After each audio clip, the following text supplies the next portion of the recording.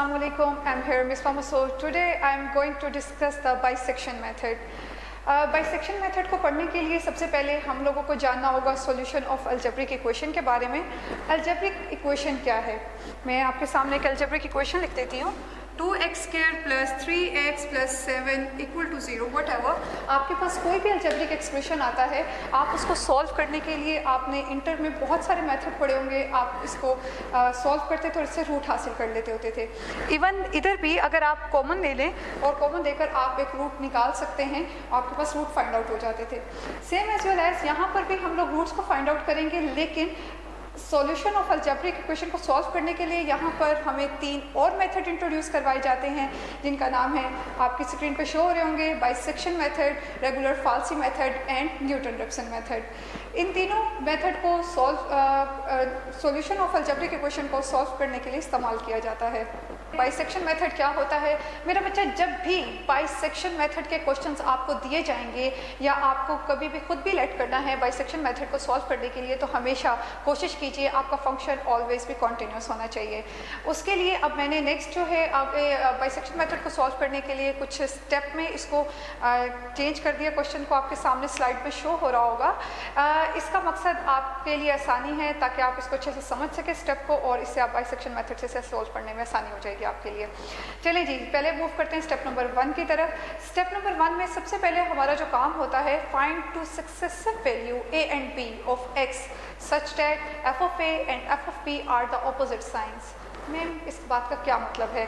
मेरा बेटा, ऐसा है कि जब आपको कोई भी 2 वैल्यू दी जाएंगी, आपके पास जो भी आपके पास क्वेश्चन दिया जाएगा, आप उसमें कोई भी value, any value of x आप पुट करेंगे, तो आपके पास 2 वैल्यूज़ जो आएंगी, आपने वो वाली वैल्यूज़ उठानी है जिसमें ऑपोजिट साइंस होंगे, पॉजिटिव, नेगेटिव। कोई भी 2 ही साइन होते हैं ऑब्वियसली, तो 2 साइन जो हैं। अब स्टेप नंबर 1 में हम लोग क्या करेंगे? स्टेप नंबर 1 में find 2 successive value a and b of x such that f of a and f of b are of opposite signs। Ma'am, इस बात का मतलब क्या है?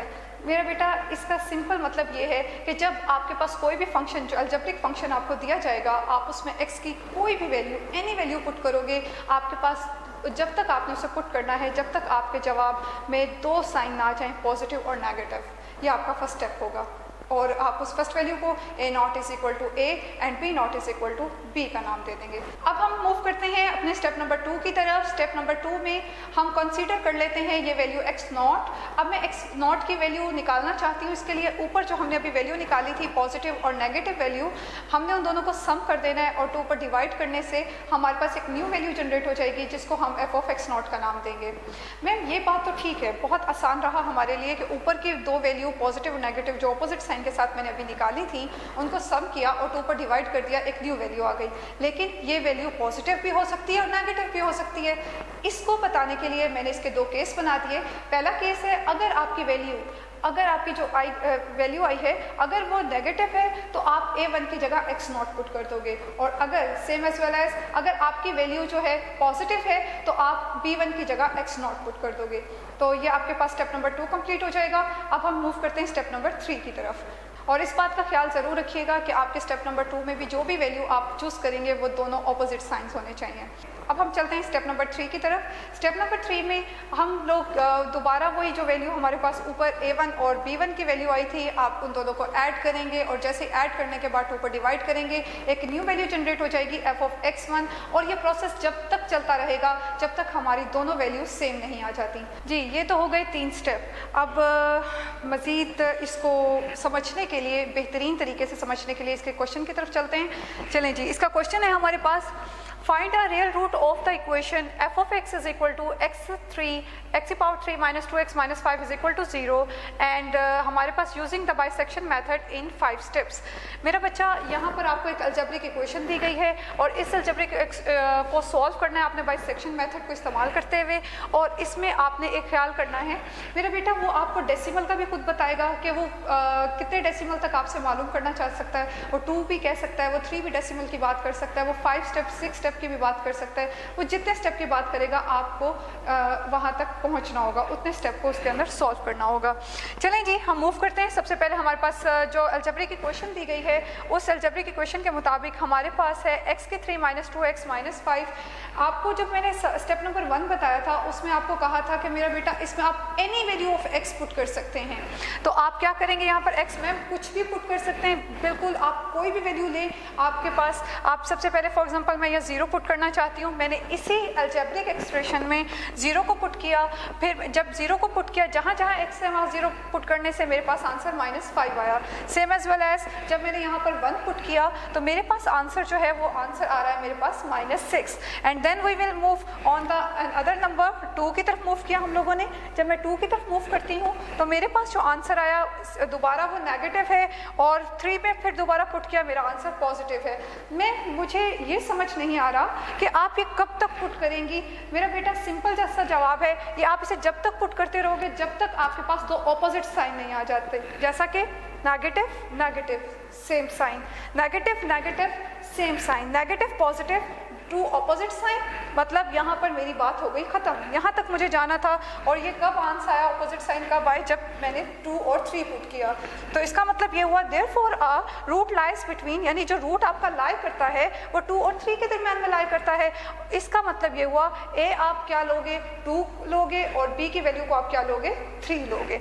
तो ये आपके पास आपका स्टेप नंबर 1 हो गया। अब हम मूव करते हैं नेक्स्ट स्टेप की तरफ चलते हैं। अब चलते हैं हम अपने स्टेप नंबर 2 की तरफ। स्टेप नंबर 2 में हम कंसीडर कर लेते हैं x0, आप x1 भी कंसीडर कर सकते हैं। मैं यहाँ पर x0 से स्टार्ट ले रही हूँ। x0 को फाइंड आउट करने के लिए मैंने क्या करना है, ऊपर मेरी जो 2 वैल्यू आई हैं उन दोनों को सम करना है और 2 पर डिवाइड करना है। ऐसा मैंने किया तो मेरे पास आंसर आया 2.5। और जब मेरा आंसर 2.5 आया, मैंने आपको यहाँ पर 2 केस बताए थे कि पॉजिटिव वैल्यू भी आ सकती है आपकी और नेगेटिव वैल्यू भी आ सकती है। यहाँ पर आपके पास आंसर में आपके पास आ रही है पॉजिटिव वैल्यू, ठीक है। अब मैं किससे रिप्लेस करेंगे, यहाँ पर मैं आपको एक ट्रिक बता देती हूँ मेरा बच्चा। आपको ऐसा करना है, ऊपर आपकी वैल्यू आ रही थी 2 पर भी और 3 पर भी, आपको पॉजिटिव वैल्यू कौन दे रहा था, पॉजिटिव वैल्यू 3 दे रहा था। तो और यहाँ पर वैल्यू पॉजिटिव आई है, तो आप पॉजिटिव वैल्यू को पॉजिटिव वैल्यू ऊपर वाली पॉजिटिव वैल्यू से रिप्लेस कर देंगे। दोबारा बता देती हूँ, x0 की वैल्यू आपकी 2.5 पॉजिटिव आई है, मैम किसको रिप्लेस करना है, आपने पॉजिटिव वैल्यू आई है तो पॉजिटिव से रिप्लेस करोगे, और नेगेटिव वैल्यू आती तो नेगेटिव से रिप्लेस करते। यहाँ पॉजिटिव वैल्यू आई है, ऊपर आपके पॉजिटिव वैल्यू 3 दे रहा था तो आप उसकी वैल्यू से रिप्लेस कर दोगे, और अगर ये नेगेटिव वैल्यू आती तो वो 2 से रिप्लेस हो जाती। चलें, अब आपके पास ये फंक्शन अलजेब्रिक फंक्शन जो कि ऊपर सवाल में आपको दिया गया है, उसी अलजेब्रिक फंक्शन के अंदर आपकी जो वैल्यू आई है आप उसको पुट करेंगे। जब आपने इसे पुट किया तो फिर दोबारा आंसर आपका क्या आया, पॉजिटिव आया। तो इसका मतलब ये हुआ so the root lies between the 2 and x0 में 2 वहाँ पर फर्स्ट स्टेप में 2 नेगेटिव वैल्यू दे रहा था, और x0, अब जो x0 मेरे पास आया है वो आया है आपके पास 2.5। तो आपका जो ऊपर 3 पे वो पॉजिटिव वैल्यू दे रहा था उससे रिप्लेस हो गया, यानी अब आपकी जो रूट लाई करेगा वो 2 और 2.5 के दरमियान में लाई करेगा। अब हम स्टेप नंबर 3 की तरफ मूव करते हैं। स्टेप नंबर 3 में अब मैं वैल्यू को नेक्स्ट मूव कर जाती हूँ। पहले मैंने स्टेप नंबर 2 में वैल्यू कंसीडर की थी x0, अब नेक्स्ट वैल्यू हम कंसीडर करेंगे x1। x1 में पिछली 2 वैल्यू जो मेरे पास आई थी दोनों का सम करना है, 2 पे डिवाइड करना है। मेरे पास वैल्यू आ रहा है 2.25। अब x1 की वैल्यू 2.25 है, मुझे दोबारा सेम पहले वाले पैटर्न की तरह इस वैल्यू को उठाकर अपने अलजेब्रिक फंक्शन के अंदर पुट करना है। और जब मैंने ये काम किया, अलजेब्रिक फंक्शन के अंदर वैल्यूज़ को पुट किया, इसको कैलकुलेट किया, तो मेरा आंसर आया 1.89। जो मेरा आंसर आ रहा है वो अगेन पॉजिटिव है। अब पॉजिटिव वैल्यू आ रही है, अब क्या करेंगे बच्चा, दोबारा वही बात, पॉजिटिव को पॉजिटिव से रिप्लेस करेंगे। पिछली वैल्यू में पॉजिटिव कौन दे रहा था, x1 की वैल्यू, वहाँ पर आप उसे पुट कर देंगे तो आपके पास आएगा the root lies between 2 and x1। तो आपकी जो रूट लाई करेगा वो 2 और 2.5 के दरमियान में लाई करेगा, ठीक है। ये आपका स्टेप नंबर 3 हो गया। अब हम मूव करते हैं अपने स्टेप नंबर 4 की तरफ। स्टेप नंबर 4 में इसको नाम दे दिया x2 का, सेम एज वेल एज पीछे 2 वैल्यू जो थी उनको सम किया, 2 पे डिवाइड किया, आपका आंसर आ गया आपके पास। x2 की वैल्यू को फिर दोबारा आपने अलजेब्रिक फंक्शन के अंदर पुट किया। आपने जैसे अलजेब्रिक फंक्शन के अंदर पुट किया, इसको कैलकुलेट करने के बाद आपके पास आंसर फिर दोबारा पॉजिटिव आ गया। पॉजिटिव आ गया, फिर दोबारा आप इसे वैसे ही पिछले स्टेप की तरह पॉजिटिव को पॉजिटिव से रिप्लेस करेंगे तो आपके पास जो रूट लाई करेगा वो 2 और 2.125 के दरमियान में लाई करेगा।